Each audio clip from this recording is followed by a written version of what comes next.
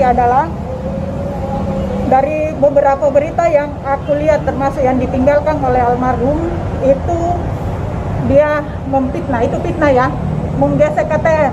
Ini yang teman-teman harus pahami bahwa saya dituduh menggesek ATM-nya almarhum. Tidak sama sekali aku lakukan.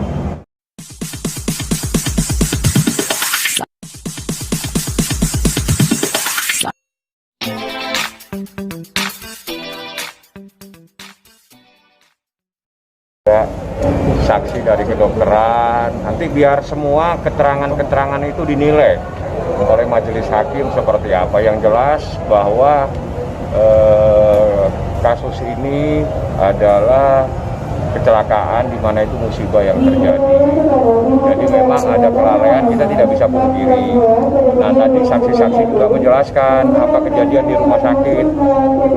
Yang kita tanyakan tanggal 8 di rumah sakit, terus apa yang terjadi setelah itu. Nah, itu nanti bagian daripada proses pembuktian dan pembelaan. Nah, yang lain-lain saya tidak bisa menjelaskan karena itu terkait dengan proses di dalam persidangan. Karena itu nanti kami akan tuangkan di pembelaan. Jadi pada saat tanggal 8 ada orang yang lagi kecelakaan masuk rumah sakit, terus apa yang terjadi dan apa yang dilakukan oleh rumah sakit itu yang kami gali, yang kami tanya. Nah, jadi apa sih sebetulnya kewajiban rumah sakit terhadap orang yang mengalami kecelakaan, dan setelah itu kenapa tanggal sekian baru MRI-nya. Jadi tanggal 8 itu dilakukan masuk rumah sakit karena kecelakaan, tanggal 11 baru ada MRI, ya, baru ada proses pemeriksaan, nah baru ada tindakan. Nah ini kan semua biar itu menjadi proses pembuktian. Apakah ini ada hal-hal yang perlu kita jelaskan secara hukum kepada majelis hakim, seperti itu. Anda tadi memberikan keterangan agaknya terakhir tentu ya.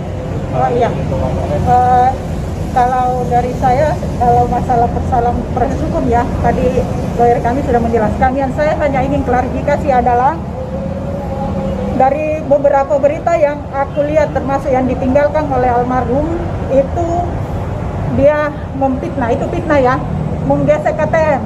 Ini yang teman-teman harus pahami bahwa saya dituduh menggesek ATM-nya almarhum. Tidak sama sekali aku lakukan. Ya, demi Allah saya tidak melakukan, menyentuh aja enggak. Aku tidak pernah melakukan itu. Jadi kalau almarhum meninggalkan itu fitnah, mudah-mudahan dia dapat keadilan di sana dengan fitnahan itu yang dia tinggalkan, ya. Lalu persoalan yang berita yang selama ini saya dengar adalah Gaga tidak bertanggung jawab. Kalau 1 tahun di sana, masa tidak bertanggung jawab, hanya duduk-duduk manis, kan nggak mungkin. Tapi berdasarkan informasi keluarganya, Gaga hanya duduk di samping Laura kemudian main game. Informasi seperti itu. Itu kan menurut dia, ya kan, hanya main game. Kan tidak mungkin tiap hari Gaga, tiap menit, tiap detik dia mengganti fanbase, pasti ada jedanya dong. Dia juga bermain, kan nggak mungkin, kan gitu. Jadi kalau dia bilang hanya main game, itu semua fitnah, bohong. Kalau informasi dari kakaknya, Gaga pernah membawa dukun, itu benar nggak? Itu bukan dukung, ya. Yang harus dipahami bukan dukung. Itu orang itu saya pernah bawa ke Papua dan saya lihat sendiri hasilnya. Kalau saya tidak pernah melihat hasilnya, untuk apa saya jauh-jauh datangkan dari Makassar ke sini? Kan buang biaya. Karena saya melihat hasilnya, akhirnya aku datangkan ke sini. Saya bawa ke rumahnya Laura.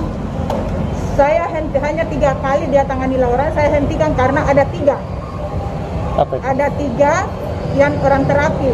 Ada 3 orang terapi. Kalau semua ini pagi iya, siang iya, malam iya. Nah, kalau ada apa-apa pasti saling mengklaim dong. Kan gitu. Jadi aku mundur. Seperti itu. Tante, selama 3 kali itu sudah sembuh? 3 kali itu udah Ada perubahan? nggak? Yang namanya kan baru ya. Kan kita belum bisa lihat hasil apa-apa kalau baru 3 hari.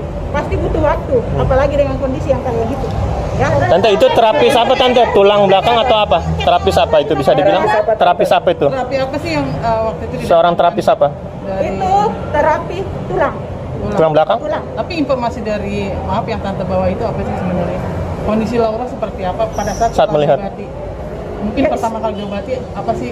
Belum, kita belum mendapatkan hasil apa-apa, itu kan baru ya, baru 3 hari. Jadi ya namanya namanya pengobatan itu baru 3 hari, begitu belum tentu ada hasil. Tante, tapi informasinya cetannya Laura nggak pernah digubris sama tante tuh gimana tante?